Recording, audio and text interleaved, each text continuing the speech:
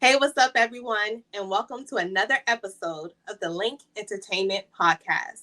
For those of you that don't know, the Link Entertainment is a news outlet that covers everything from Jeezy to Jesus. All right, we cover everything, anything and everything. Our mission is to, reach people that are connected to both pop culture and rooted in their Christian faith. And to extend a space for that, we decided to create a podcast. So make sure you hit up the linkentertainment.com for the hottest stories. Make sure you follow us on Instagram and Facebook at the link ENT. And, depending on if you're on a streaming platform, a podcast streaming platform, listening to us, be sure to follow us, rate us, write a review. We would love 5 stars, but be honest. Be honest. We definitely want to get your opinion about how you feel about the podcast and the things that we talk about. And as always, if you want the visuals, you can head on over to our YouTube channel, The Link Entertainment, and see our beautiful faces as we talk about our different topics. And today we got something real good for y'all. I am Leah Selena, and I am the host. And joining me, I have someone very special, someone that has been here a ton of times before. Let me go ahead and bring her up. Let me go ahead. Hey, I got Katana Carmen, y'all. I'm back. I'm back. I'm better than ever. Okay. So how you feeling today? Listen, today was good. It was a nice sunny day, so we're finally ready for some warm weather. I know I am, so I'm feeling good. I'm feeling great. I looked at my weather app and it said 70. And I said, this is what I'm talking about. We need to keep it here. We can go up to 75 and then just keep it there. Yeah. I don't know how I feel about seeing people in the shorts today, but we're not there yet. But it was Not the definitely shorts. warm. Yeah, they were in the shorts today, but it's okay. I wasn't, so that doesn't even matter. All right.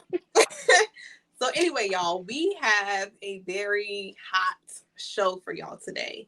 We are going to be talking about the dark side of Hollywood. That's the name. That's the name of the episode.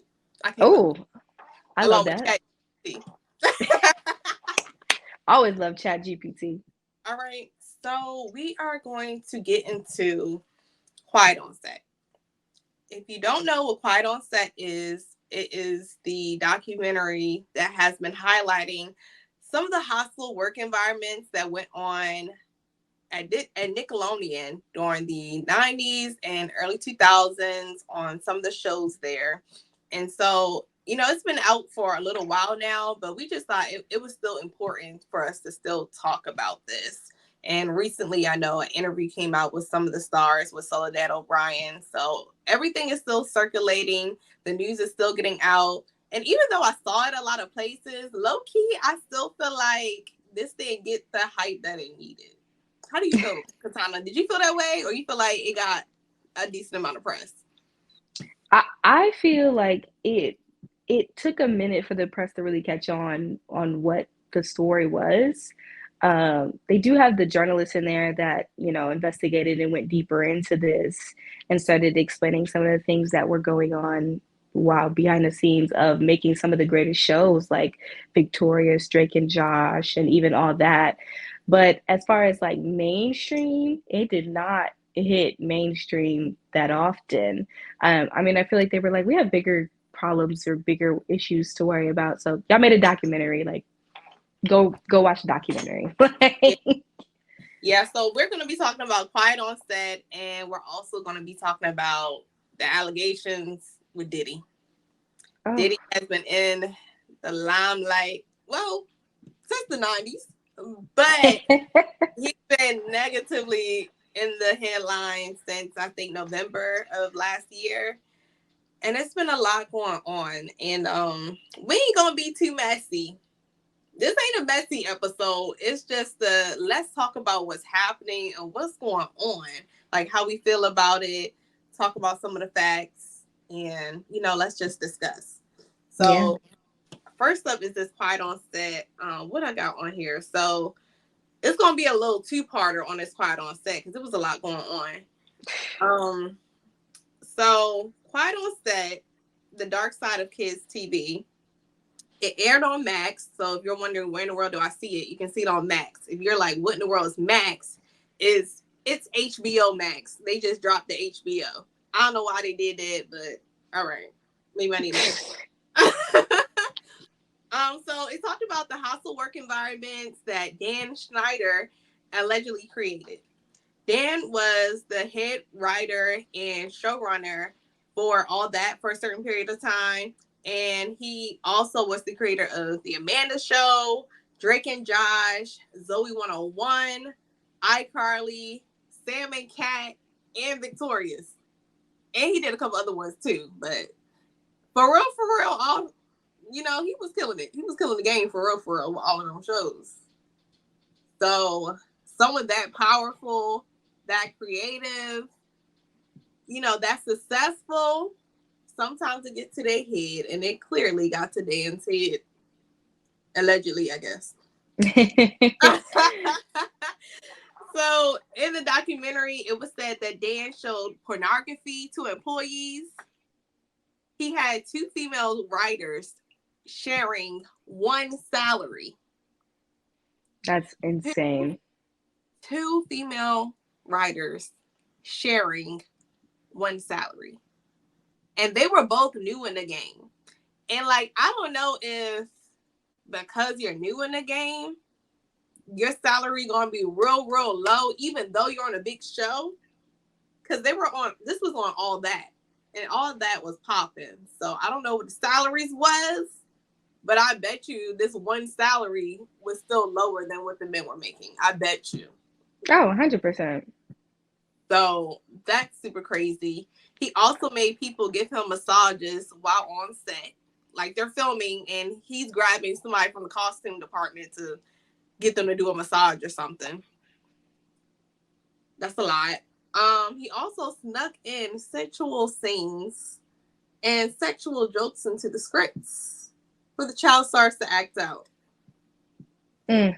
Yeah. For example, I don't know if y'all remember that episode in Zoe 101. This was an example that was brought up in the documentary.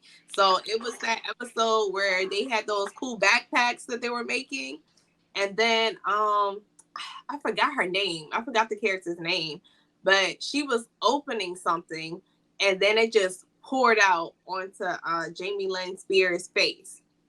So y'all know, like he just had like stuff squirting into young girls' faces all the time. That's a problem. And it wasn't just on Zoe 101. Like if you play it back, like it happened on All That and pretty much every single show that I just named. It was always something going in somebody's face, specifically a female's. Oh, so I want to hear from you, Katana. What do you think about Dan Schneider and the work environment that was endured by many of our Nickelodeon childhood stars? I think for one, Dan Snyder, he has a dirty mind, and the fact that he was able to create a lot of, the the highlight shows of childhood on Nickelodeon is insane. But like they said in the documentary, he was Nickelodeon's golden boy. He created programming that was viewed by a lot of kids and that kids liked. And it also gave him that up that he's making all this money, he's bringing all these views, his shows are going higher in the ratings, and they're like, well, we don't see nothing wrong with it. At the time they didn't see anything wrong with it. Like now that people are starting to seek out and we're starting to notice this thing, you're like, whoa, okay, somebody probably should have said something about this. I think even like the female writers sharing one salary, I mean, first, could be me. Couldn't be me. It's crazy, but it could not be me. I mean, sharing one salary, you're getting two for one. He invented 2 for 1 at that point. He said, I'm gonna get 2 for 1 on this show. Like two, here you go, 2 for 1. Two female writers for the price of one. And that's all you get. But it's probably pretty intimidating. And when you're in a field that's very male dominated, it could be like, hey, I'm just trying to get my name out there. I'm just trying to make it. And that might have been like the situation.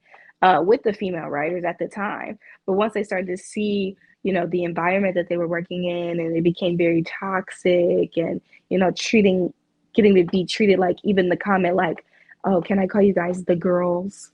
Some women don't like when I just refer to them as the girls. Like, I just think it's very sexist, and it's very, very wrong.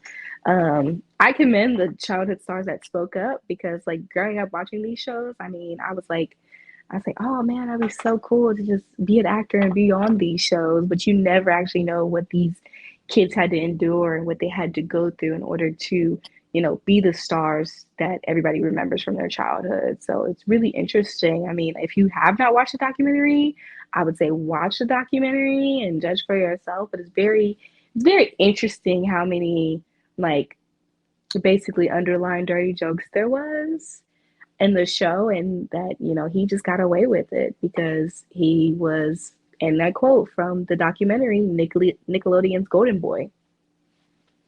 If I was one of those writers, female writers who was doing the one salary, I can honestly say I probably would have did it. At one point, I was trying to go to LA, and I already, Yeah. heard from different people like, yeah, it's a struggle. Like, I keep that unemployment application at hand at all times. Like, you just gotta jump out and do it. Like. And so I feel like if I had a went to LA, and you got nothing, you just trying to get in the field, and somebody offered you a big job like that, like a writer with all that, Mhm. I'm taking it. Let me get up in there.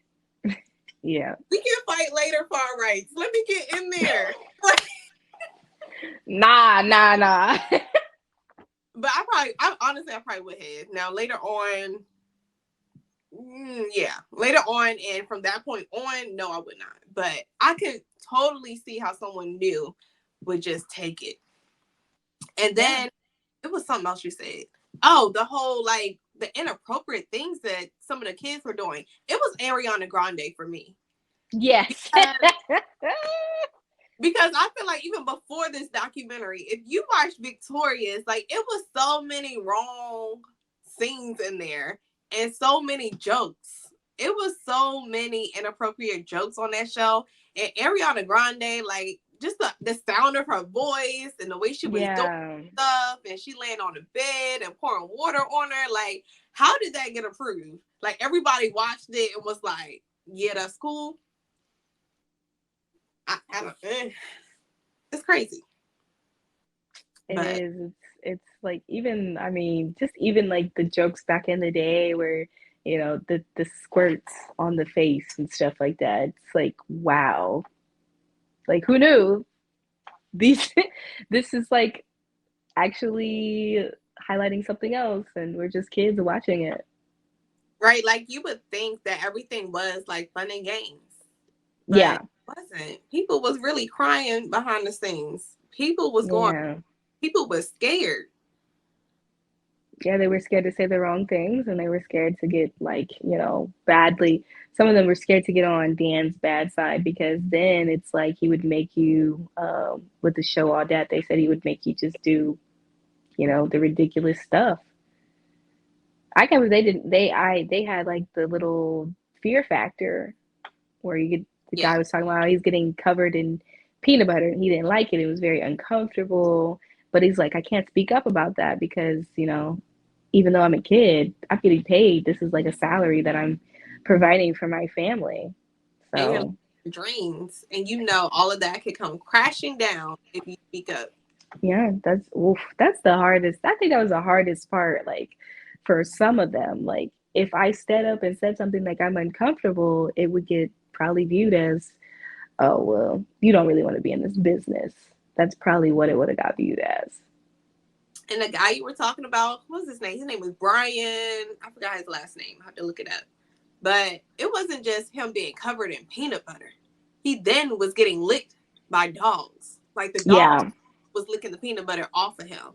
And he was like, this that seemed like some weird fantasy that somebody had. That was weird. And I actually remember watching those fear factor scenes like vaguely. And I guess I didn't quite understand at the time like how crazy it was. And during the documentary, they played back a scene from those Fear Factor episodes, and they put a scorpion in a child's mouth.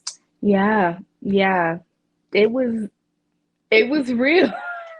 Like that is just insane, and this is probably happening, and the child is, like as you're a kid, like you don't think about a scorpion ever being, but that's terrifying. People on Fear Factor that are adults that sign up for it and know what they're getting into are terrified. So you can only imagine what a child is feeling that they have to do this there. And it's a child, so imagine the trauma that Oh, that did to them and that they still could be carrying. And some of them say that they are still carrying trauma from those days. Like yeah. imagine being a child and being in a place where it's like you're living your dreams, but you gotta be a certain way and stay in your lane and not speak up, not do this, say this, because any given moment you're out. And being forced to do something like Fear Factor, and you gotta get licked by dogs. I don't even like dogs, y'all. So I would have been freaking out. A scorpion in your mouth. Oh, And then I saw a boy put his whole head into a toilet. like even the coffee scene and the sugar and them being forced. I'm like, this wasn't cold coffee, it was hot coffee. Like you're doing this It was hot. because it was hot. It was hot. It They could have been said you hot. Well, they said it was hot, or it was warm. It might have been warmed coffee, but it wasn't like cold or anything like that. They're trying to get it down their throat, and then the sugar on top, and they said it was gross. Wow. But because they're getting a paycheck, they're like, we gotta do it. We gotta make it happen. That's crazy. I feel for them kids. Now, Katana, do you feel like the parents should have intervened more? Should have spoke up? Maybe at least stop some of the sensual scenes, if not, at least try to be a barrier within that crazy work environment. And I think maybe because there was a lot of different there was a lot of different actors on all that. So maybe there were parents that spoke up and said, "Hey, you know, so and so's not comfortable with doing this. Can we find something else for her to do?" Maybe they did speak up, but because of how powerful Dan Snyder is, you know, he's like, they're not comfortable. They don't need to be in this business. Maybe that's how it is. And then when there's money involved, and you're a child and your kid is doing something that they pursue as a dream and that they love and that this is what they want to do, and they're also making money on top of it, it's kind of hard to, like, I feel like some of the parents wanted to speak up, but then they didn't want to be that parent that everybody looks at like, oh well, your mom's just like always going to say something to the director, or your dad's always about this, and things like that. So I feel like parents did speak up. It's probably just not voiced as much, because those were the kids that probably didn't make it no more than one or two episodes on all that. Hmm. It's crazy because I think all in watching the documentary that the one parent that did speak up was black. I mean, yes, yes, but I mean, also, I feel like Drake's dad tried to prevent a lot of the I agree. stuff because he had this intuition about Brian Peck, and he was just like, "You watch him around my son, like something's not right with that dude." So, but I think her name is Tanya. She did speak up about her son, and they Yeah, were they like, "Well, Tanya," like even the other parents were like, "Tanya, chill. They're just kids. It's just for a show, no, because yeah, you did what to be done. Okay, Tanya. And I mean, I wonder what was it like with all the parents? Like, I'm sure all the parents knew each other, just like all the kids knew each other. Like, they were somewhat around, cross paths a lot. So I wonder, like, how did each individual parent feel about the working conditions of the shows? Like, were they talking together? Because I just feel like like, was there an opportunity for all the parents to band together and be a united force with trying to change things? Like, I don't think so, because again, Dan Snyder was that powerful. He he was and he he was so, like, he created so many different hit shows for Nickelodeon. Like, he's that powerful, and they were like, well, you're not gonna work for anybody else in Nickelodeon because Dan, he ran most of the programming. facts. So they were just like, I either deal with it. I feel like most of them probably in their mind, they were like, we either don't speak up or don't say anything because we don't want our kid to feel some type of way, or, you know, wrong is wrong and I'm going to speak up and I'm going to say it. Yeah, I understand that point as well. Because as a parent, it's like, okay, your kids are living their dream and you don't want to ruin that for your child. And unfortunately, Talia speaking up, it did cause her son to be kicked off the show, which is very unfortunate. And I also really Mm-hmm. that that divided them, like in real world life, divided them from that point, from him being a child at 13 all the way to like this year, I think. Yeah. So I feel really bad about that. I'm glad they're now reconnected, but it's unfortunate that that show has damaged people and relationships on that level. But you got to talking about Drake Bell and you got to talking about Brian Peck. So I think it's time that we move on and talk about who was really showing a butt and with these kids, molesting these kids, raping these kids, sending nude photos. It's time to get into it. Brian Peck, he the main culprit. Like he's a problem. The other one's a problem too. But Brian Peck, so he was a dialogue coach for all that. And not only was he a dialogue coach, but he was actually an actor like in the show as well. Like I can like y'all gonna remember seeing this guy. Like if you watched all that back in the day, this is a person that you remember seeing on TV. And I can't believe it. I can't believe it's so let me tell you the first crazy thing that made eyebrows go up about this man. So, they was all cool, the cast and all that, and they would go hang out at Brian's house. Like sometimes he would have parties or Yeah. Yeah. whatever. They go to his house and they said that his house was a little weird, like some things he had in there. But in this particular room, there was something that stood out, and it was a painting of a clown. And when someone asked him about it, he was all happy and excited to tell them about it. And he turned it over and there was a note. And y'all want to know what this note, who this note was from, and what the picture was probably a painting of? Y'all, it was of John Wayne Gacy. If y'all don't know who John Wayne Gacy was, because he got the chair, I think, or whatever, however they forced him to die. Mm-hmm. He was a serial killer and a sex offender who raped, tortured, and murdered at least 33 young men and boys.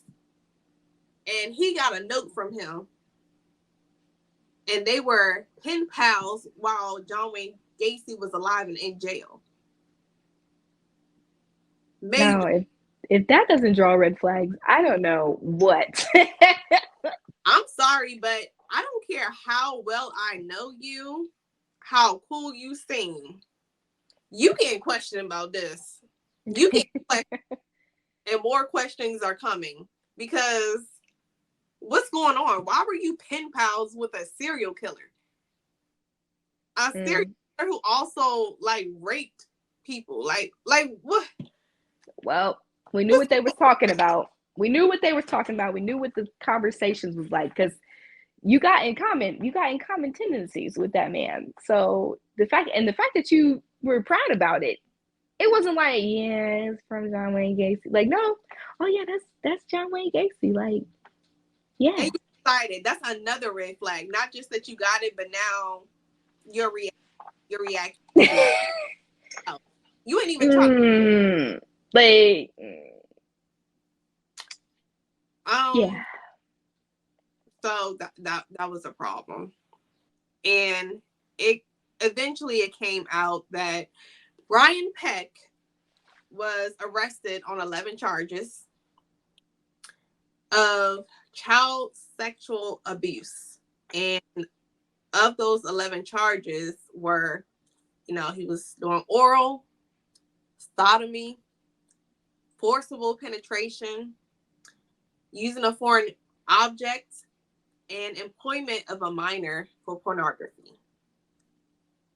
And this was, I forgot what year it was exactly, but it was in the early 2000s. I And think it it, was like 2003. yeah, something like that. 2003. And some people in the industry knew about this, but I don't think the general, like most people knew about this because it didn't get much media attention, which it should have back then. But during this documentary, it came out that the little boy that he was messing with and did all these 11 charges against, it was Drake Bell. That crushed my heart. When I seen Drake walk out there, I said, I know you lying. Literally, the suspense. It was like episode 2 into episode 3. They were like, "Was somebody on the set?" And then here comes Drake walking in, ready to tell his story, and I was like, Because "Wow." it was him, like literally, because he was a minor when it happened. So, of course, when the things are, around a minor, they're private. And so the Yeah. cast of all that, or the man to show, like nobody knew that it was Drake that Brian Peck did this to. Mhm. So it literally, everybody's just finding out that it was him. And my heart aches. My heart aches for Drake. My heart aches for his father. And my heart aches for his mother. I know everybody was coming for his mother because his father was originally Drake's manager. And Mhm. his father knew that something was wrong with Brian. Like he was doing too much. And, Right. and he made sure that he never left Drake alone with Brian. Well, Brian knew that he wasn't going to be able to get close to Drake with his father around. And so he started to like tell Drake things like, your father's not doing what's right for you. Like he doesn't know what he's doing. Mhm. So he created a wedge between them. And then at the time or prior to or somewhere in the middle, like his parents got divorced. And so they was beefing and going back and forth. So then Brian started, like implanting things in Drake's mother's head about the father. And so eventually Drake didn't want his father to manage him anymore. And did Brian become his manager or his No, mother? no, Brian never became his manager. I think it was just his mom had took on managing, and um Brian continued to like take him to auditions and like be the wedge in between that. So So when that happened, the father was like he couldn't do nothing about it, but he told the mother, he was like, whatever you do not let Drake alone with Brian. And the mother did not listen and had Brian taking Drake to auditions, had Drake allowed Drake to spend the night at Brian's house multiple yeah, times. multiple times. So this man is just repeatedly getting raped and molested and tortured by Brian.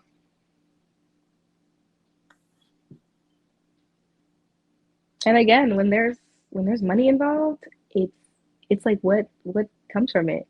If Drake spoke up and said anything, I mean, at the time he's like one of the hit stars for Drake and Josh. That Was show is Drake not on yet? Or did it just start? yeah. Yeah, so the Amanda show ended, and then that's when Dan Schneider said, "You're gonna have your own show, Drake and Josh," and it was really about the time like when because they were filming a lot for Drake and Josh, and then he was also going to auditions, and then his music started taking off even more, and things like that. So he's at the highlight of his career, but like really like this is all happening at the highlight of his career, where he's getting like sexually molested and abused by Brian Peck. And he's like, well, what do I do? I mean, as a kid, it's like, what can you do? If you speak up and say anything, this could be the end of your career. You might never pursue your dreams that you wanted to do in the first place. So I think Drake had a lot of pressure on him, and like I'm glad it took for some adult, like he was dating this girl at the time, to say, Drake, what's going on? Like, this grown man should not be calling you like this. He should not be texting you like this, or he should not grown man should not just be calling our landline. They had landlines at the time. Repeatedly asking for you, seeing where you are. Why didn't you come with him? Like, this is excessive. And I'm glad that, she did get Drake in a safe space for him to get out of this, because, yeah, I mean, only could imagine if it just continued. Where would he be? Yeah, I'm so happy that so it came out. How everything came out and was discovered that this was happening to Drake is that he was at his girlfriend's house, and Brian Peck kept calling him and repeatedly calling him, wondering where he was at and trying to get him to come over and all this other stuff. And Drake was like, I don't want to go. So he was like avoiding even picking up the phone. And like literally he was calling him and he was paging and constantly calling the house. I mean, like repeatedly, like ridiculously. And the mother was like, why does grown man keep She calling? was like, this is red flags. This is so red flags. Like, and I saw that it was red flags, because no grown man should ever be calling. Like, I think he's like 15, He was like 16. 15 or 15. Yeah, he's like 14, 15, 16 at this point. And it's like, he's probably been dealing with this for a long time and just has never know how to tell anybody. She was like, I'm taking him to our family therapist in the morning. Like, there's something not right about this. Somebody So, know this lady because I want to give her flowers. Like whoever the girlfriend's mama was, shout out to you. You a real one. You really held it down. You looked out for the kid. Like you that one. So shout out to her. And shout out to her. And I'm wondering if this happened for 2 years. I mean, it could have been less because I don't know what his birthday was, but I remember mm, like when they showed the documents on the TV, it was like 14 to 15. Like this yeah, here, like how long was this? It was too long, regardless. Like correct, no matter correct. It was a while. I mean, it was probably like, I mean, he probably had to do this for like at least a year right. before it was ever caught. I mean, because like, Drake, he's at the highlight of his career. What is he gonna say? That's If he crazy. speaks up, this is over. Like, and he said that Dan Snyder reached out to him, and it's kind of eerie that he reaches out to Drake and asks. I don't know if he reached out to any of the other kids, but he reaches out to Drake and asks, "Well, was it you?" And it's kind of like, well, Dan, did you kind of know that Brian had all this things built up in his mind, and that he was fascinated with Drake the way that he was, and like offered to take him to auditions and stuff like that, and had that picture of John Wayne Gacy in his house. Like, it's like, this is a part of your team. That's the thing, Katana. And I don't wanna I know his mother has been catching a lot of flack from people, but like I'm just like, there had to be signs there. Because for a child, I'm sure Drake changed his demeanor in some way to be going through that type of abuse. He had Hmm. to change in some way. And it's like, as a parent, did you not see nothing change? And then for just people around, like everybody knew that Brian was all over this boy. Like touching a little more, always trying to pulling up to his concerts. I mean, driving hours to go see his concert. Like always around. Yeah. It's just like I know it has to be noticeable that this man was kind of drawn to Drake. And then did Drake's demeanor change in any way, shape, or form? Like it had to. There had to be signs, Katana, and not just homeboy blowing up the girlfriend house phone. Listen, there had to be multiple signs, and I don't know, maybe like as a mom, like, and I don't have kids, but like maybe as a mom, she just feels like maybe Drake was just under so much stress, and that's why his demeanor changed.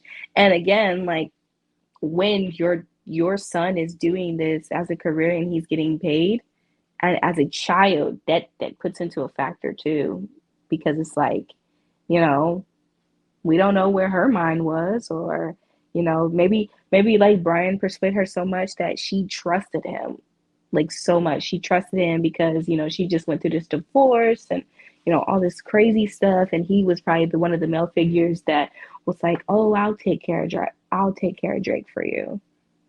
Listen, y'all, I don't care how much you don't like somebody, when you are a parent to a child and one parent says, do not let this little boy or little girl around so and so, you need to believe it.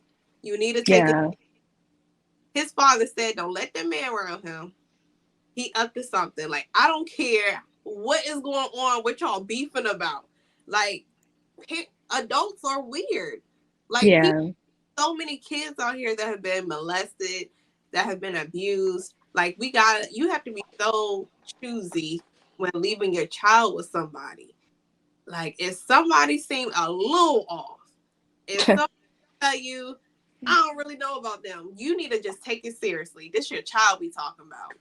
Do yeah, not, absolutely, absolutely. like, let's not do that. No. But long story short, it went to court and they only sentenced Brian Peck to 16 months in jail. Crazy. What? They sentenced him to 16 months in jail and he had to register as a sex offender. And just, I thought that was crazy to then find out that this man got out of jail and got hired to work on the sweet life of Zach and Cody. Now they weren't thinking. I don't know what they were thinking, but they were not thinking smart. I'm like, so we not doing no background checks? That's not. At this point in 2008, they probably not. Go Like, lie. I'm like, wait, when did Sweet Life even start? Probably back in the 2000s. They were not doing background checks like this. cause like, okay, like if you know somebody and somebody just gonna give you a job, like you still gotta like go through like the regular stuff, even though the job guaranteed. But like you gotta go through the regular stuff and get that background check cleared. Cause if had they did a background check, they would have seen he was on the sex offender list. And the thing is he at the time when he applied, and is he now still registered? That's what I want to know. Like, where's he at today? Because ain't nobody talking. Yeah, I'm because not. is he registered? Like, I mean, there might be a plan. I don't know if you can get it removed or anything, but like, there might be a plan. Like, people don't look that deep, or does it come? I mean, it definitely comes up on a background check when you run it. So maybe they were just like, oh, we're gonna take his word for it because he's worked for Nickelodeon. Yeah, we've seen him. Oh yeah, we like your work, and we're just gonna skip the background check. I googled it. I'm trying to look around. Where he at? Look, where Pull him Wait, up. sir, where he at? Because we need to know, sir. What are you doing now? Where are you at now? It's a couple people. Like literally, the articles are where's Brian Peck now? Because we're all trying to know. We're all trying to figure it out. Like, where did he land himself? Like, I hope it's not still working in children's programming. Okay, oh, where he at? Peck hasn't worked professionally in the entertainment industry since 2019. Wow. Wow. 5 years. And oh, Five, nine on jail. 5 years. That is insane. 5 years. I mean, But, Dan really didn't get released from his duties from Nickelodeon until 21. So are we even surprised at this point? but Brian, I mean, Dan was wilding, but Brian Leston and putting foreign objects in the people like what? Yeah, you gotta go. Where he at? I know he hiding But now. I said, I know he hiding. Where? Okay, what this article say? Um, he was released in '05. A year later, he was hired on Disney Channel's Who Likes Zack and Cody. Um, okay, what else he did? It, he was in a variety of projects, including 2008's Bedtime Stories, 2015's Freaks of Nature, and the 2012 series Anger Management. His last role was in 2018 for a miniseries titled Animal Showdown. Today, he reportedly resides in Los Angeles, California. That's all they got. This man is hiding. Just don't be trying to mess with nobody because we can't do that. I mean, that, but that's crazy. Like, even after all the allegations that came out about him in the early 2000s, he still was able to go back in the industry and work. Now, if he was a black man, it's probably not happening. If he was a Let's black, be honest. never would have happened. Come We on. fine. He would have been on there more than 16 months. Like definitely would have got more than just a slap on the wrist getting registered. You have to be registered now and do your 16 months time. But that's insane that he was able to go back into programming and like still it's like what? I'm baffled. But Brian was not the only one acting crazy. Oh, here we go. Jason Handy was showing off too. So Jason Handy was a PA. If you A don't know what nobody. a A nobody. You're a nobody. PA is, so popular people. I mean, like, depending on the set, bro, like, you're not getting paid most of the time. Like, That's what he said in Giovanni's note. He was like something. He was like something, and I love all you kids. That's why I can work for free half the week. yes, like, I'm like, wow.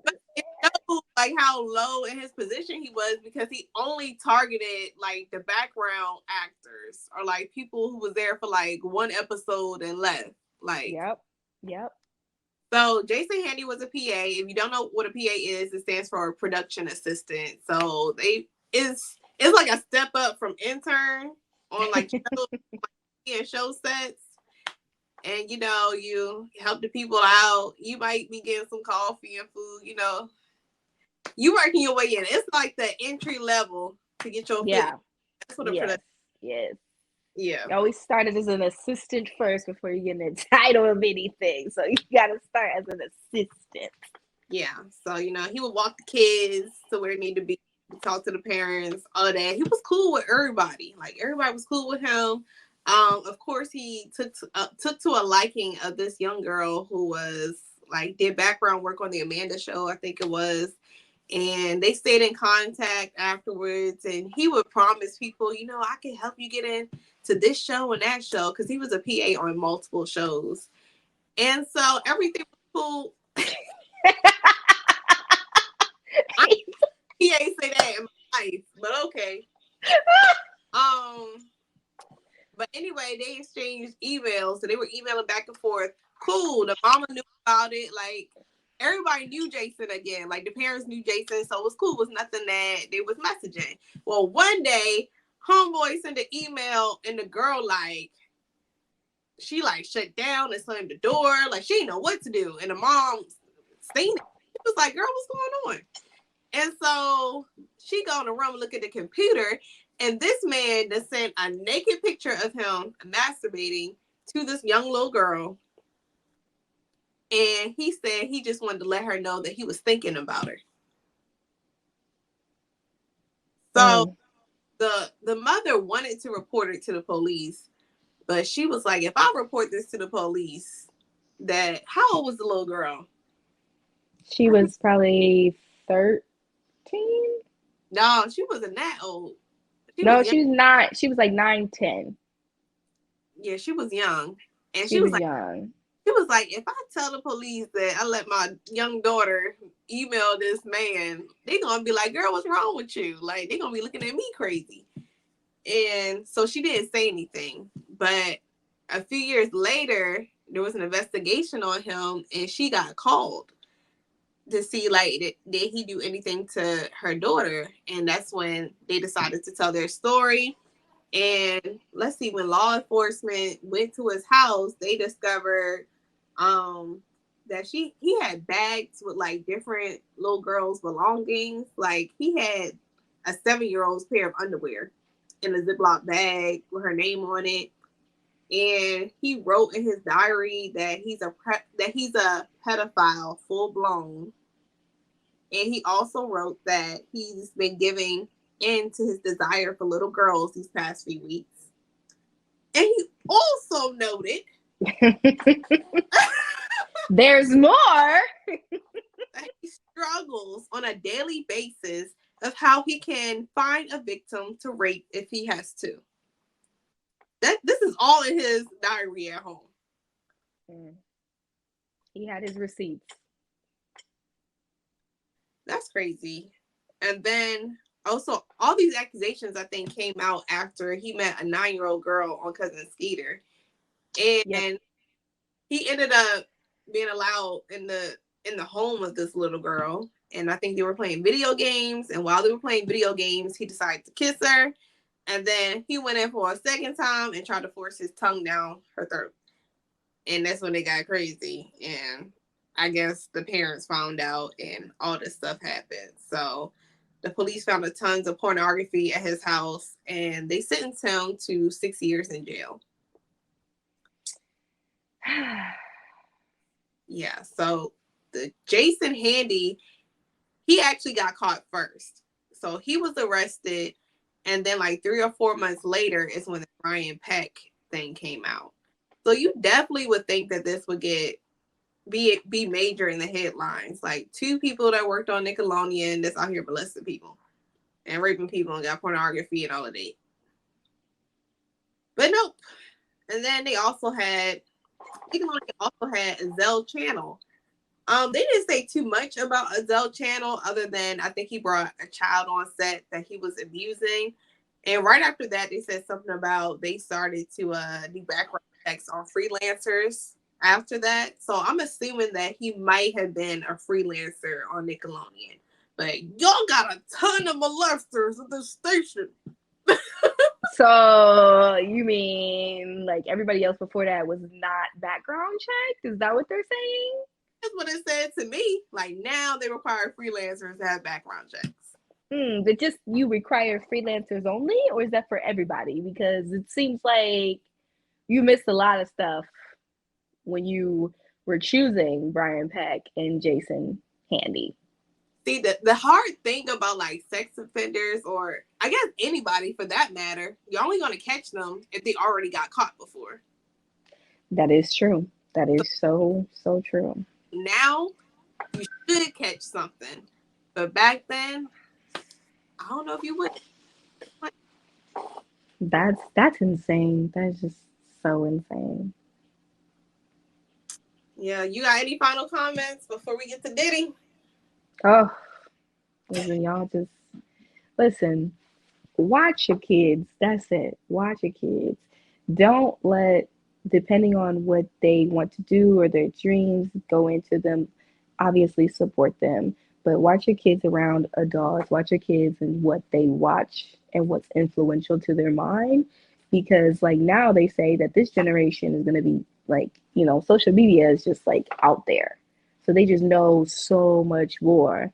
But little do they know that we was watching stuff that Dan Snyder was making it like uncovered for us already. So make sure you watch the programming that your children are watching. Make sure you're checking in with them and having open dialogue and saying, "Hey, is something going on? I've noticed your demeanor." Like, just honestly protect your babies. Protect them at all costs. Yeah. And we are behind a little bit. It was a lot to talk about quiet on set. I feel like that's more important to talk about than Diddy, honestly. Yeah, because we got to draw attention to the babies. We got to make sure they're taken care of. And I think it's still a beautiful thing for kids to be able to follow their dreams and act and be on TV and movies and all of that. But we got to make sure that they're safe. There's a better environment for them.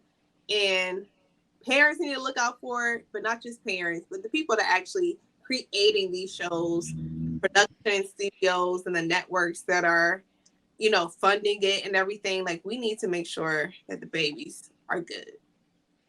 Amen. We're going to leave that there.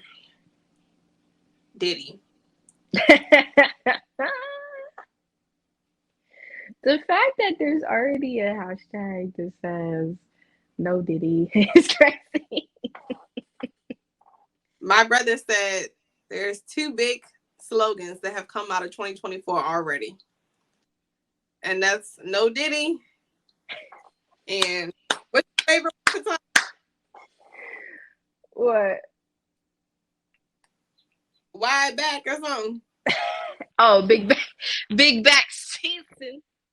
Big backs, because where did that come from? Everybody got big backs and they trying to get. They trying to get there. It's giving big back. It's giving big back. All right, y'all. So for Diddy, I'm just gonna highlight how this all started. When Cassie opened up a can of worms. A can of worms. I wonder if she even thought about all the stuff that could come out after her doing this. I don't know. But we're gonna start out with Cassie, and then go to this raid.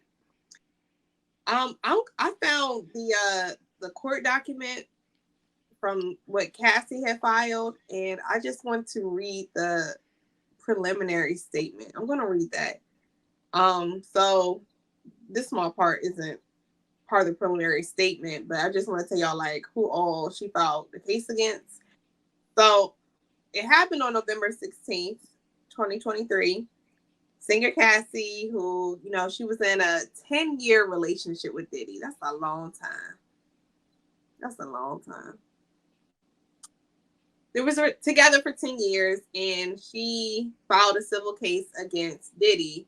But it wasn't just against Diddy. I feel like that's like a misinformation. Like, it wasn't just Diddy. It was a whole bunch of companies. Which is probably why, let me stop. Let me just read it. Don't give opinions. Don't give opinions just yet. So she filed a civil case against Diddy and also Bad Boy Entertainment, Bad Boy Records, Epic Records, Combs Enterprises, LLC, and Doe Courts. So I was going to say, like, Cassie settled.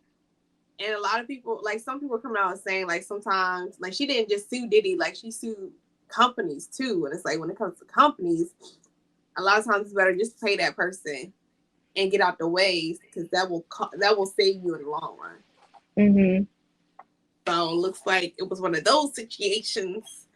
And I want to get into the preliminary statement and some things that she said and a lot of the things that she's accusing Diddy of, because I don't know if everybody truly knows every single thing that she's accusing him of. So it goes on to say, and this isn't the whole entire preliminary statement, this is just a part of it. In 2022, Mr. Combs received the Lifetime Achievement Award at the BET Awards. During his acceptance speech, Mr. Combs stated, "I have to give a special shout out. Thank you. Love to the people that was really there for me." He named a number of people before adding, and also Cassie, for holding me down in the dark times. Love. I think we all remember that moment. I know I do. It goes on to say, the truth, however, is that Cassie, Miss Cassandra Ventura, was held down by Mr. Combs and endured over a decade of his violent behavior and disturbed demands. Wow.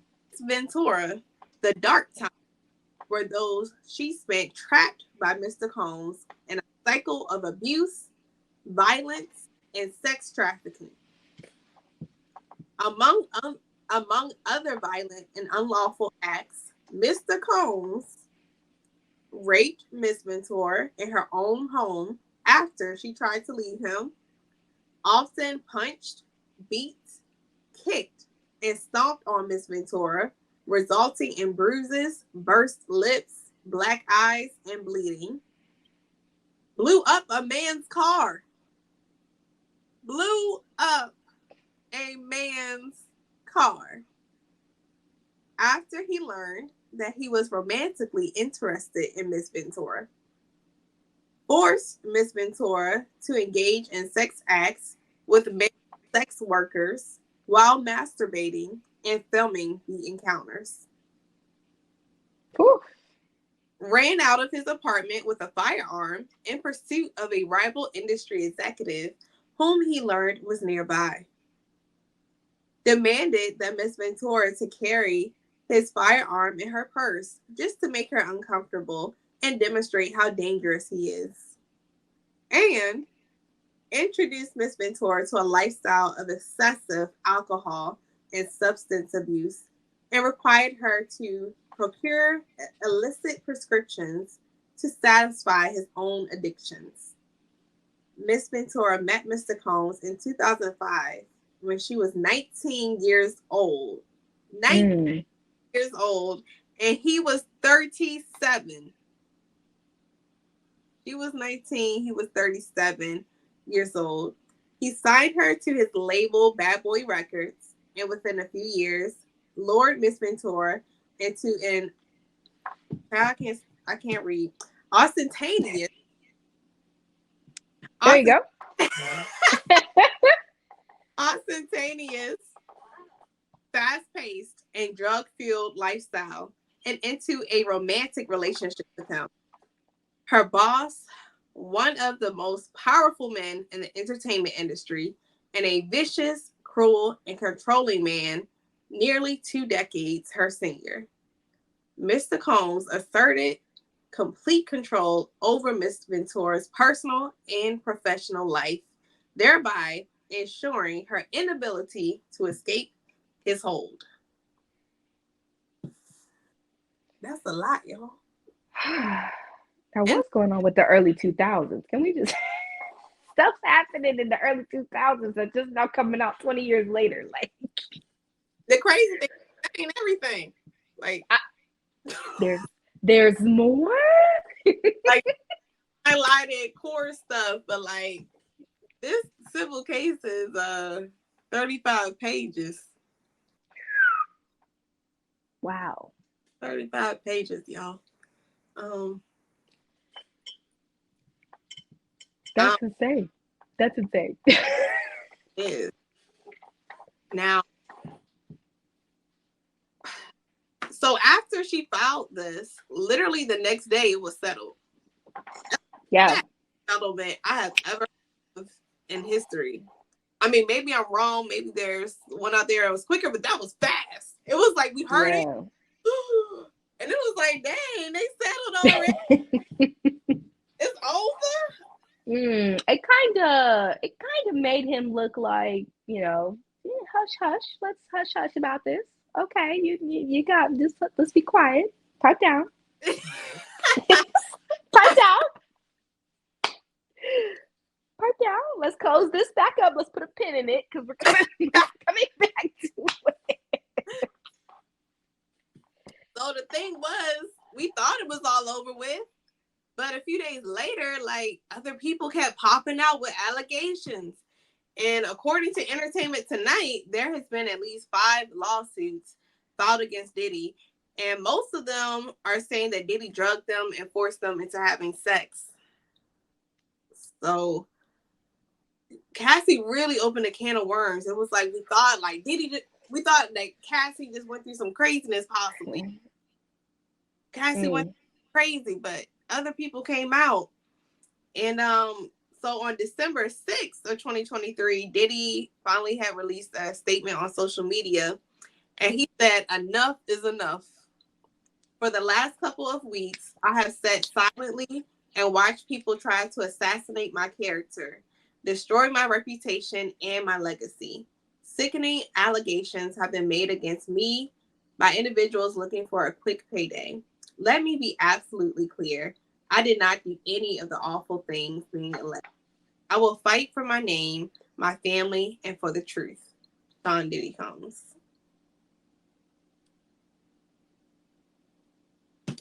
What do we think about this? I mean, it's not looking good. It doesn't look good at all. It's Um, just the way. It's just the way that you was like you kind of pushed that hush money towards Cassie, and now everybody's starting to step forward and say, "Hey, we got more evidence." yeah. I mean, even if it was Diddy companies, and it's like it's just best a lot of times in general for a company to just say, "Let's settle this and we move forward." But Hmm. name is attached, and he has a big name. He's a powerful person. So overall, it does look really bad. Do you think he could like really get through this? Like he could still be super successful, like be the front man in front of a brand, and it'd be cool. And he still make his coins, and all of this is kind of behind him. Like he really move forward from. Mm. Now, if they're gonna forgive Diddy, they need to forgive John Morant. They need to forgive Chris Brown. I'm just Poor, saying, sorry, but poor. poor Chris Brown. Like, my thing is, if Diddy made mistakes, he made mistakes. He owns up to his mistakes. He fixes his mistakes. Cool. If he continues to do the same mistakes and it just kind of gets a little pushed back, not in front of the public eye, I don't know. I think he could be looking at some serious consequences. It's just like, when Kanye decided to do all the things that he did, and he said that I'm no longer with Adidas, and then it was like Adidas dropped him. So I think right now that he really needs to chill and figure out what's his next game plan, because Diddy is such a powerful person. And you would really think like this doesn't come from him, because Diddy be out there donating to the HBCUs. He be in the community. Like, he's a very influential person. And you just be like, Diddy? Like, Sean Cole? Diddy? Like, that's who he like, Diddy? Like, for real? So I think he can recover from it, but Diddy will not be have the same legacy after we're done with these allegations. Okay. Yeah. I feel like he's so powerful, like you said. I feel like it's still possible for him to be able to overcome this. Like in a way that he can still get out there, push some new stuff. You know what? I meant to look at it because a couple days ago he actually posted a long video on his Instagram. Mm, Go back at it and look at it because I don't know what in the world was. But he's so powerful, he knows literally everybody. everybody.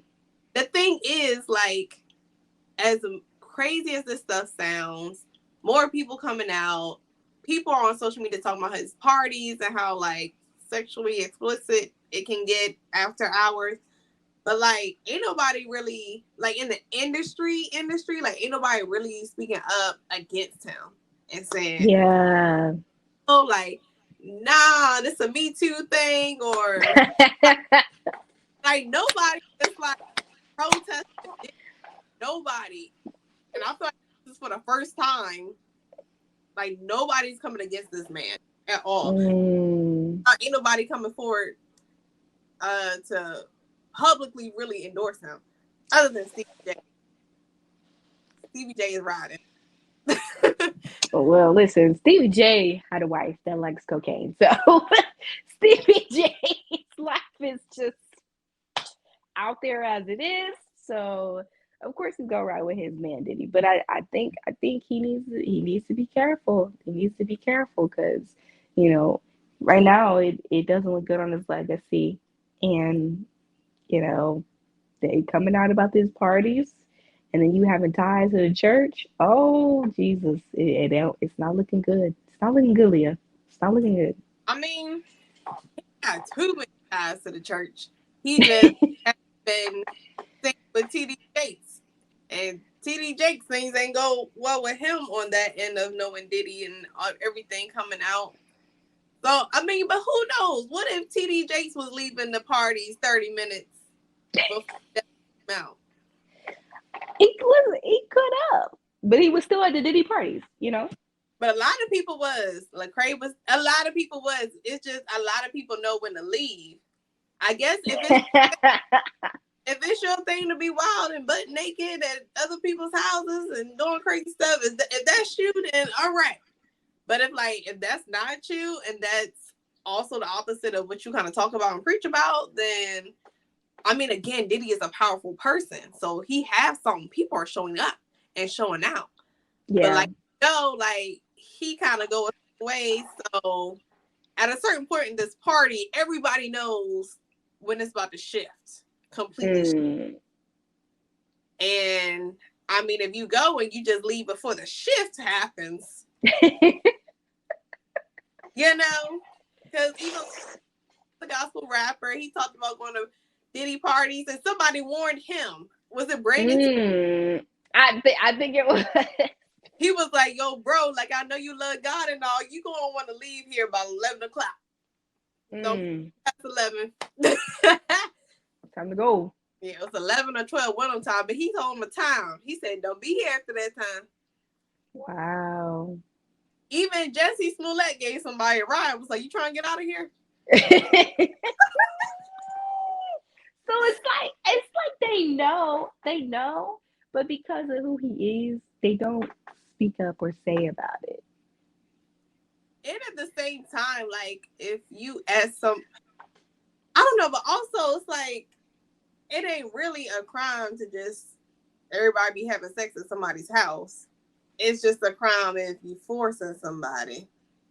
Yeah, that's where you get into the little tricky. Not saying that he was or he wasn't, Yeah, but not if he's was forcing somebody, but that's when it's yeah, probably is it weird? Yeah, but yeah. I can't say it's illegal.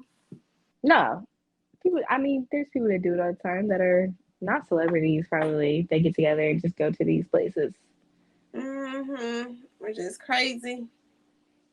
Um, but speaking of Diddy need to be careful. On Monday, March 25th, Diddy's homes in LA and Miami were raided by officials from US Homeland Security. It's like, what evidence was provided for them to really go and raid this man's house? More than that, what evidence did you have to feel like you needed to be that armed? When you y'all got drones circling the room before you go in there? Listen, they Point. said we don't know. We don't know. Or we're not trying to get taken out by anything. We don't know. I was But like, wow. the home raid was in connection to a federal sex trafficking investigation. NBC News cited an unnamed source as saying that 3 women and a man have been interviewed by federal officials in Manhattan, and that 3 other interviews were scheduled concerning allegations of sex trafficking, sexual assault, and the solicitation and distribution of illegal narcotics and firearms. Yikes. It's a lot going on, Diddy. You gotta stay low. You gotta. Like, chill. He's staying low. He is actually not low right now at all. Like you see him being spotted riding his bike, chilling, going bowling. Like I don't know. He be doing everything. He said, I'ma just move like life is happening, I guess. I ain't mad at him. No, because it's Diddy. He If gonna do what he do. that's a lot going on, and it's like, well, I'ma still have a time. So much. So much. He said, well, looks like I'm going to the gym today. Yeah, whether you guilty or innocent, like life gotta go on. Let's enjoy it while you can, at least. While you free. Oh, are you free?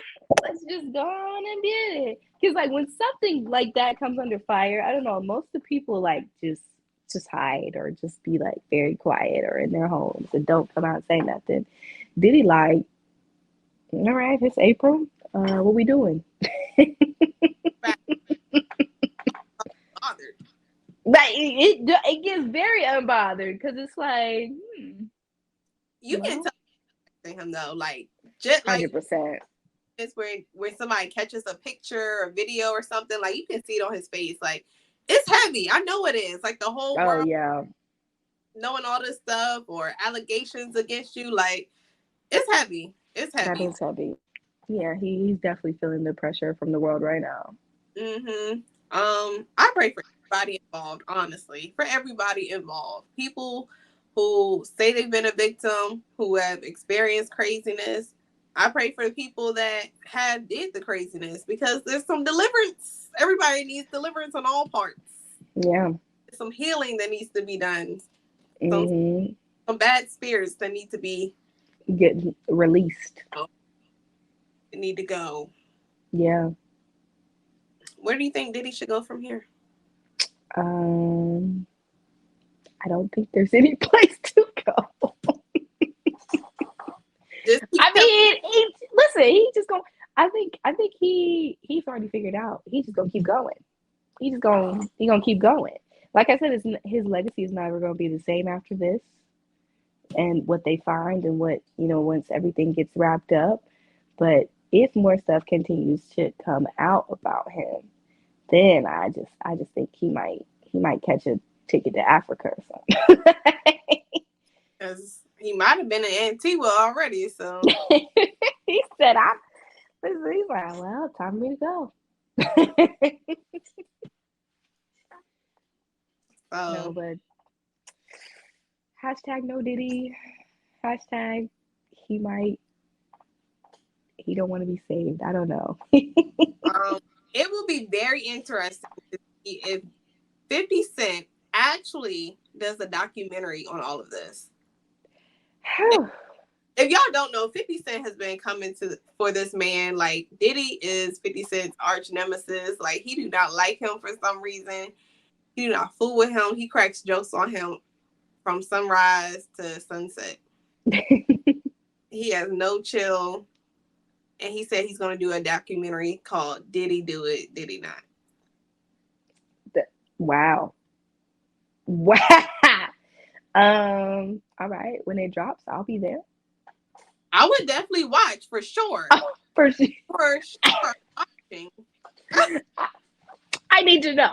I need to know. Like, as stuff is unfolding, I'm interested to see who is willing to speak up against this man Yeah. or tell their story about what they've seen or the Diddy parties. Like, it's gonna be interesting if a lot of people come forward. Mm.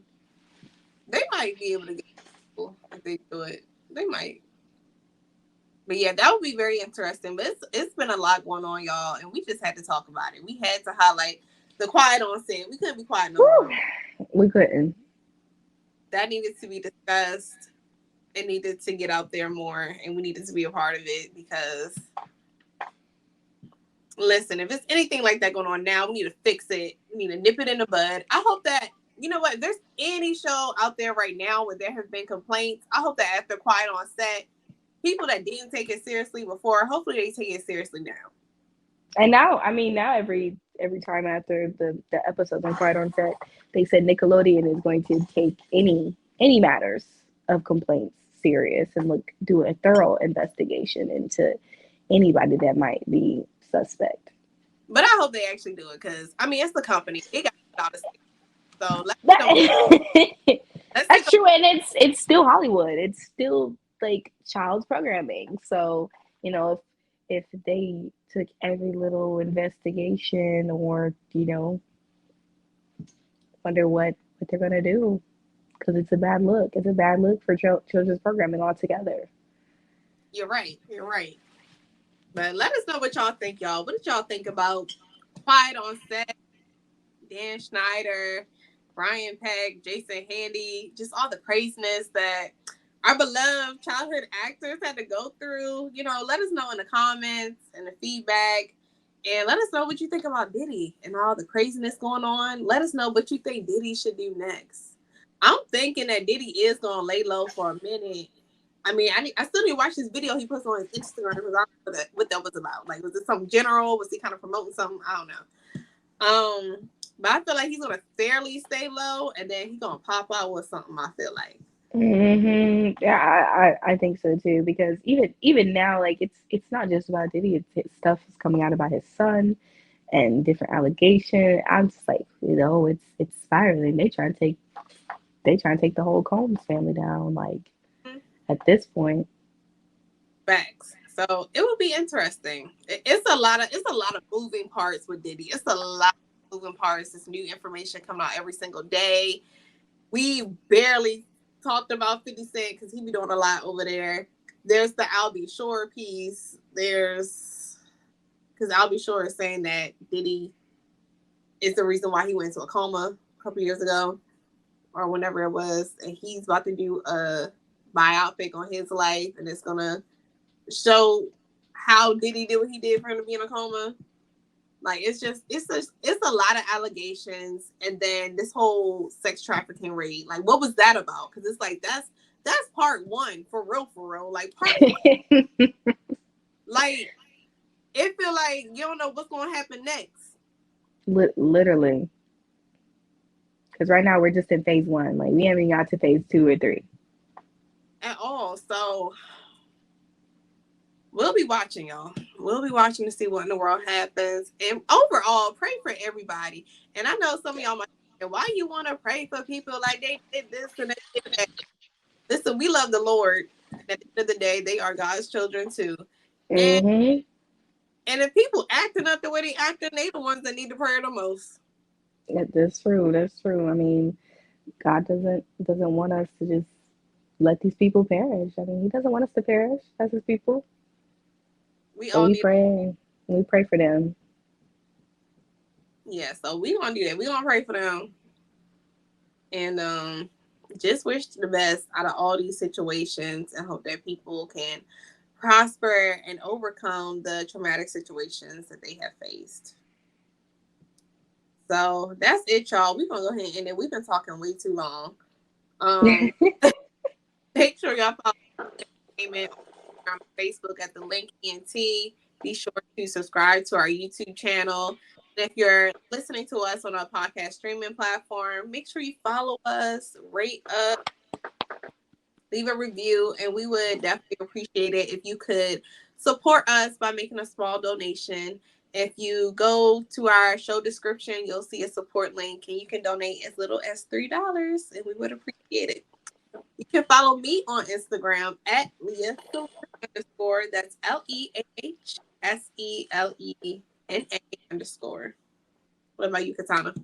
All right, y'all. You know where I am. Katana Carmen on all platforms. KATIANACARMON.